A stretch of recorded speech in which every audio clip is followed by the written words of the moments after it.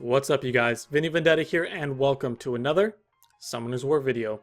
In today's video, guys, we're moving along in our series yet again. We are going to episode 5. We're going to talk about attackers, and we are going to finally show the No Excuses team in action in R4, in R5. We did it, guys. We built them from scratch for you. We're going to put them in. I'll show you all the runes as they're doing it, so you know none of them are grindstoned or enchanted. And you guys can see that it barely is possible to do this with 2 and 3 star monsters. So I'm excited to show that for you guys. We're going to get into the attackers here in just a second. One thing I want to put a disclaimer out there. One thing this video is not for advanced raiders taking 4 DPS in to absolutely minimize the time it takes to do R5. While that's very important and that's something we're going to get into, guys, this is our first video where we're showcasing the team in R4 and R5. So this is our first time doing it, essentially, where we would start to farm R4 and R5. So none of the runes are grindstoned or enchanted. To really get a decent, like, advanced team, you're gonna have grindstones in your monsters, guys. So we're not going to be doing the advanced DPS guide yet. That's not what this video is. This is for the people that just finished the team, just like we have along in the series. We progressed to this point. Now we're going to start doing it. And so this is kind of the first team that you guys put together to do R4 and R5. You don't just jump into R5 with a 4-man DPS frontline and just start killing it. It doesn't happen like that. So you got to progress into it. So this is our first time in R5 with the team. That we're showing you guys. So we're not going to do the advanced DPS guide. This is going to be the basic DPS guide, and we're going to go over the units that are really popular, the units that a lot of people are using, talk about their strengths and why people like to use them. Alrighty, with that said, guys, I'm going to be putting a chart up on the screen right now. You guys should be able to see it. What this chart is telling you is the stat requirements that you need for your DPSers, your attackers, depending on the position that they're in. So just like all our previous videos, guys, if they're in the back line on raid 5, they need 18 to 20,000 HP and 700 to 800 defense. Did I say that right? 18 to 20,000 HP, 700 to 800 defense.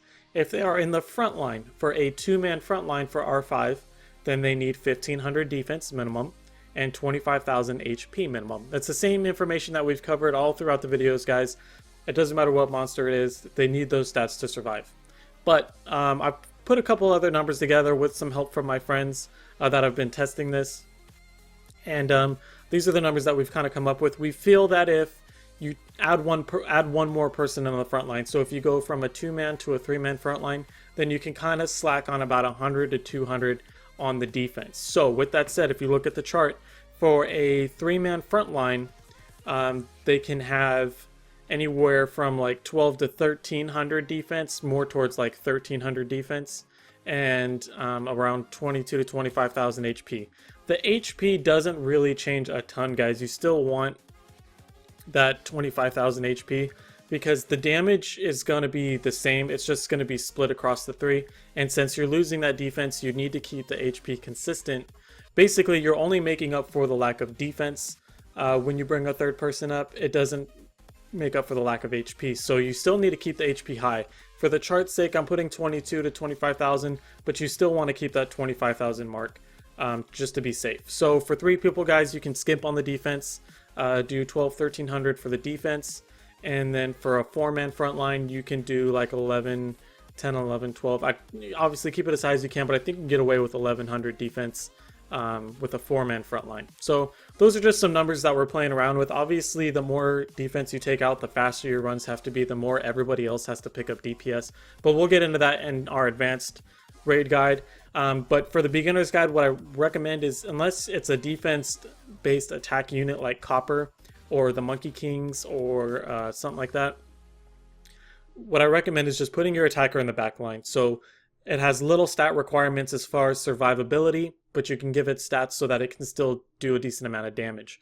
So we're looking at around 7 to 800 defense, 18 to 20k HP, and just put them in the back line with your cleansers, okay, guys? So for this video, try to stick with that, but we'll get more in depth on how to speed up your runs, how to squeeze more DPS into your runs in some future videos. Like I said, for this one, guys, we're just going to cover kind of the basics of the attackers. So with that said, we got our chart there. I normally, like, I just kind of give you guys a basic breakdown of what kind of runes the monsters should need, but I feel with attackers it's usually a little bit different for each person. So we're going to actually go into each one here right now. The first monster we're going to talk about is the most commonly used monster in R5, and that is Hua. Hua is the Fire Rock Sasha, and she's very, very, very good. One thing that you'll see that excels in R5 especially, as far as attackers go, is units that the damage is increased based on their speed.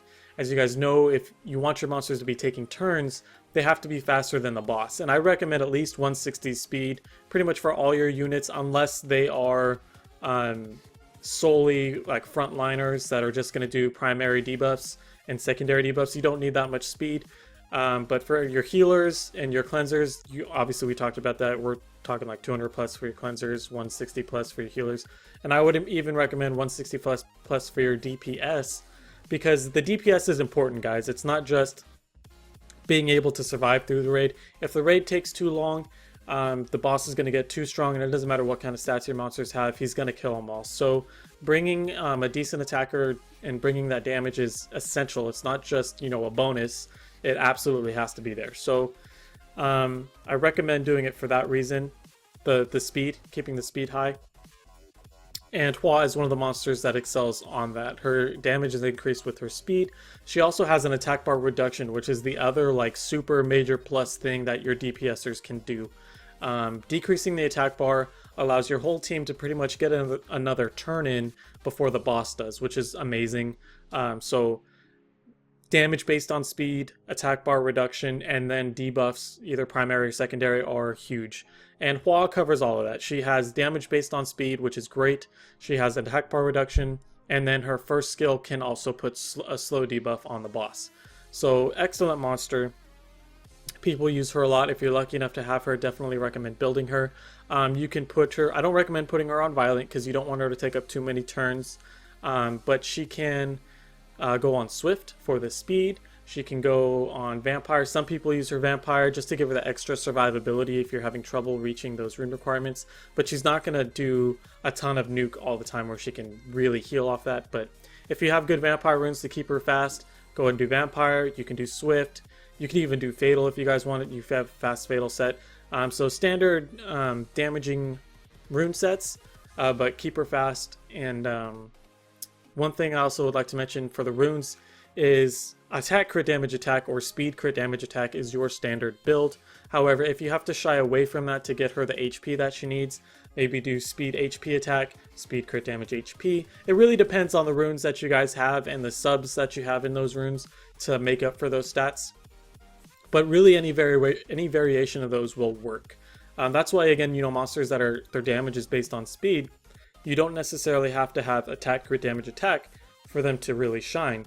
Just having speed in slot 2 is really going to give them the damage that they need so that you can go speed crit damage and then HP on the 6th slot so that they can really survive. So any variation of those guys, it depends on your runes, but make sure you get those minimum survivability requirements, and then once you have that, build as much damage on top of that as you can. So that's Hua, guys, and she was a little bit longer because I covered multiple things, which will be redundant as we go through some more monsters. The next one is Xiaolin, and Xiaolin is the Water Kung Fu Girl. Used to be called the Water Kung Food Girl. And I've done videos on her in the past already, guys. I use her in Giants, I've used her in Dragons, I use her in Necro, use her in Raids. Since her buff, she has been absolutely amazing. She has 2 debuffs in her kit. She has defense break and slow. She has attack bar reduction. And her third skill is an absolute nuke, guys. If you could take her into R4 and keep her a little bit squishier, her nuke can hit for 50, 60, 70,000 damage in a good setting. And it's just absolutely amazing, along with the kit that she brings. So, really great monster, like I said. Defense break, slow, and attack bar reduction, which are all the things that we really want. And then that absolute nuke on her third skill. So she's really amazing, guys. Runes for her, you can do Vampire, you can do Full Revenge, because if you don't know about the Water Kung Fu Girl, her kit automatically allows her to have a 25% chance to revenge. And if you put a Full Revenge set on her, then she can revenge even more frequently, and then her first skill procs into her second skill, and it's crazy. So if you don't know her skills, go take a look at her skills, but She's very, very potent, very, very great monster for all aspects of the game right now, and will be also amazing when the 5 new raid bosses come out, guys. She's gonna absolutely shine there. So definitely, if you have her, recommend building her. She can be your main raid monster. And like I said, for runes, guys, you can do Swift if you absolutely have a really good Swift set. You can do Full Revenge. You can do Vampire. Same thing. You want to get your attack or damage attack, but make sure you get those survivability stats first, then squeeze in as much damage as you can from there. One more thing I want to say about the Kung Fu Girl, guys, Xiaolin, is she has a couple sisters that work well as well. The light one will also work. It has attack bar reduction, which is great. I just kind of want to squeeze as many monsters into like one description as I can, because there are a lot of options for attackers. So the other Kung Fu Girls will work as well. Most of them have the same kit. The Kung Fu Girls that have the kit where they defense break on the first skill and proc under their second skill, those are going to be the ones that you're going to want to take into raids. Some of them just remove beneficial effects, and that's obviously not what we need in raids. So I think it's the water, the light, and the wind are the ones that you're going to want to take, I believe. So we'll double check on that. The next group I want to talk about, guys, is the Liches. The water, wind, and dark ones are the best in my opinion. They have, their skills are based, they'll hit random enemies, but when there's only one target, guys, it hits the one target and it absolutely does a massive amount of damage. The Water Lich brings a slow, he brings a defense break, and a massive second skill that does a ton of damage.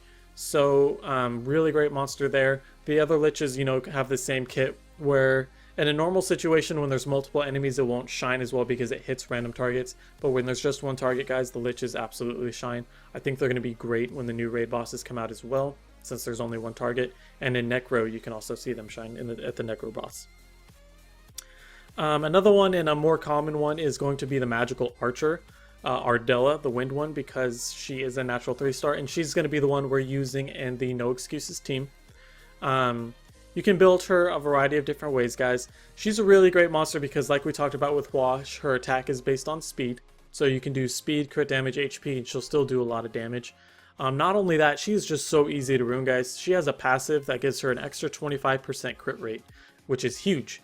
And then along with that passive, as her HP drops, which is going to happen in raids, her crit damage is going to increase. So she's just, it's like she was made specifically for this. She has attack break on her first skill, which is the most important debuff on the boss. And then she has the damage based on speed that gets stronger as her HP gets lower. She's just a really great monster, really easy to get, really easy to ruin. I think I have ours Rage Blade for the video at the time of this recording. I might change it by the time we actually record the raid footage, just because I'm not really happy with the way she is right now. I think I have her on Rage, HP, crit damage, HP, but I want to change that up. Speed, crit damage, HP would probably be a lot better. You guys can do her Fatal, you can do her Rage, you can do her Swift, you can do her Revenge, you can do her Vampire so that she gets the heal. One of the downsides is she's really squishy, but she is very, if you can get the stats that she needs to survive, she's an absolutely amazing monster. And a lot of people will use her in frontline, but we'll get more into that into our advanced DPS guide. The Dark Magical Archer, guys, and the Light Magical Archer, if you're lucky enough to have those, are also very great. I have the Dark one, and I'm going to be using her in my primary raid team when I start to speed it up. So also great monsters. If you have those, guys, definitely recommend using the Magical Archers. Next is Monkey Kings, and I know these are Nat 5s, not everybody has them, but they are really great monsters for raids, especially with, you know, their passives, being able to counterattack or build up stacks and just do an amazing amount of damage, as well as be a really strong frontline tanker for you. They're absolutely amazing in that regard. So they pump out a ton of damage. They're very tanky, and they also heal themselves up a little bit. So Monkey Kings, if you have them, guys, great monsters. Another Nat 5 that's also really great is Perna. Perna brings an AoE heal with them, and obviously you guys know how awesome Perna's damage is, as well as the fact that he resurrects upon death. So if something unfortunate happens and he does happen to die, he gets to resurrect to full health, and it's like nothing ever even happened. So really great monster in that regard. Ton of damage, AoE heal, but God, I wish I had a Perna. No, not everybody does, but if you have it, lucky for you, you get to use it. Good job. Another monster I want to mention is the Water Assassin. She brings some cool stuff with her kit. She has a defense break. She has branding, which not a ton of units have, but is still good to have on the boss. Just makes everybody do a little bit more damage. And then her third skill does a ton of damage and decreases attack bar, which, as we talked about, is very important. And her damage is based on speed. Excuse me. Her third skill will do more damage the faster she is. So keeping her fast is also very beneficial. So monsters like that, guys, like I said, if they're based on speed, then that's great. Also, if they can bring some sort of utility or an attack bar decrease, that's like the main go-to monster. Your Hua, your Jiaolin, your Water Assassin, anything that decreases attack bar and is based on speed and brings primary and secondary debuffs. It's just the whole kit. You can't ask for much more than that. Alright, two other monsters I want to talk about are the living armors, the Wind and the Light, I believe, Copper and Silver, are great frontliners as well as damage dealers. I'm not 100% sure how efficient they are. I haven't seen them be used too often, but I know, for example, for Copper's third skill to do a ton of damage, it has to be 50% higher than the enemy, and I don't know how often that happens on an R5 boss. I think some people have said that as long as the boss is defense broken, then it should be okay, but I haven't necessarily seen it in action, but I know a lot of people use them, so I'm mentioning them here. So they can frontline for you guys. They bring defense breaks with them, and they can do a lot of damage based on defense. So they're good for that regard, that they can fill the tank role, bring at least a secondary debuff, and then do a lot of damage. So I don't necessarily, especially for like beginners, like this is your first time going into Raid 5, I'd much rather bring something like the Wind Magical Archer as opposed to a Copper or Silver, just because I don't feel like the damage that they're going to put out is going to be sufficient to hold your place in the raid. So I'd recommend doing something more solely geared towards dealing damage while doing other things as opposed to doing damage based on defense. Just because I don't feel like it's enough, but like I said, I don't use them. I don't know too many people who do. I just know that people that I don't play with do, and they recommend him. So I'm going to include him in this guide for those that have him. If you have a really boss Copper or Silver and you want to try him out as a frontliner, by all means go for it. They do work. I haven't witnessed it to give you guys an honest opinion on it. And the last one I want to talk about, guys, is going to be Tesarion, and that is because I don't really feel he's a great damage dealer. A lot of people use him mainly for his resistance leader skill. That's the main reason why he's there, to bring that 41% resistance, which is awesome.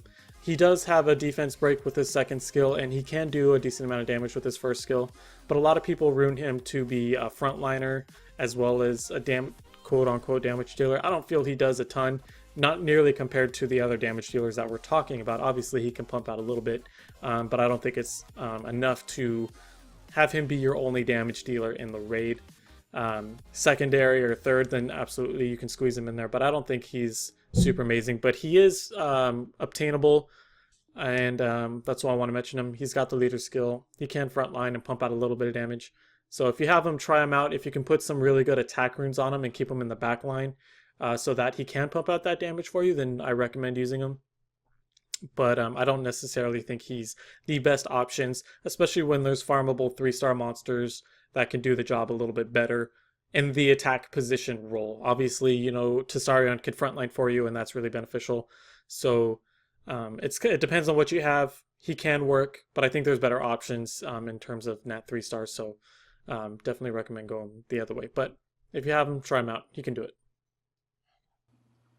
Okay, you guys, so this is the moment that we've all been waiting for. We are finally going to get to show you guys some R5 footage with the No Excuses team. Now, I'm going to actually kind of fast forward this so you guys don't have to watch the whole thing. It's kind of a long run. But I just wanted to show you guys. You're going to see here in a second. I'm going to click through all the monsters' runes so you can see that they're not grindstone or enchanted.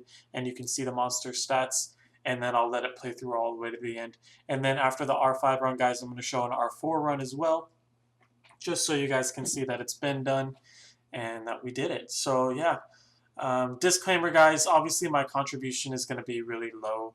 I don't remember what the exact numbers were, but it's only because the teammates that we've taken with us, their raid setups are already pretty advanced, where they're running 4-man front lines and a lot of DPS.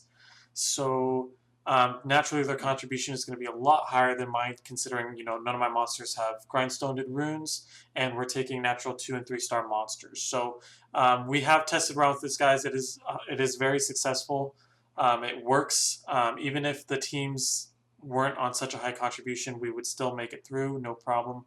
And yeah, guys. So just wanted to put that little disclaimer out there. We are going to play with a little bit more. We're going to advance the team a little bit more as well by putting the Fire Panda in it, and we're going to start grindstoning our runes and everything as we start to move the series along into a more advanced raid guide. So anyway, guys, this is it. This is what we've been working for the past few weeks.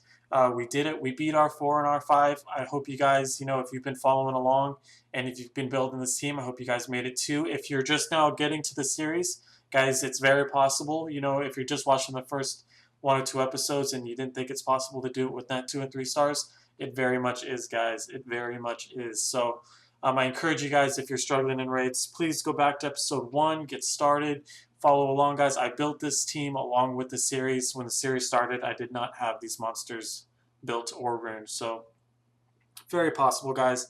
And yeah, so let's kind of, revel in our spoils for a little bit. And I'll let you guys watch the rest of this as it plays out. Thank you for watching, and I'll see you guys in the next video.